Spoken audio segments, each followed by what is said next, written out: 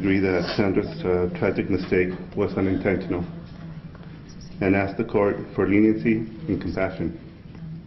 We ask that any and all charges be dropped. The toddler's father went before Judge Judith Nakamura today, saying the family does not want to see Sandra Rodriguez Miramontes behind bars. Her attorneys worked out a deal with prosecutors. She would plead guilty to a lesser charge of contributing to the delinquency of a minor. But Judge Nakamura said that won't fly. My concern is that they plead to contributing to the delinquency of a minor. We're dealing with a 2-year-old child, and delinquency usually suggests some sort of errant or criminal behavior by a 2-year-old.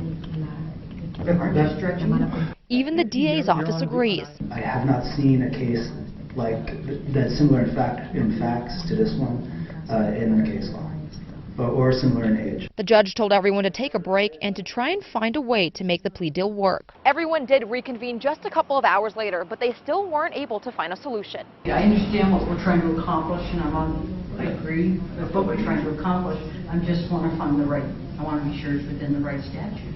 But the big question here, if the family doesn't want to prosecute, why doesn't the DA's office just drop the case against Miramontes? Prosecutors tell us they have an obligation to follow the law. They have to be concerned that this might happen again and doesn't want to set a dangerous precedent. DA's office says it's willing to work with Miramontes and her attorneys to make this plea deal happen, but dismissing the case altogether just isn't an option. Sasha Leninger, KOAT, Action 7 News. The judge will reconvene with everyone next week to see if there's a way to make the plea deal happen. If there is not, Miramontes will go before a jury for the charge of reckless child abuse resulting in death.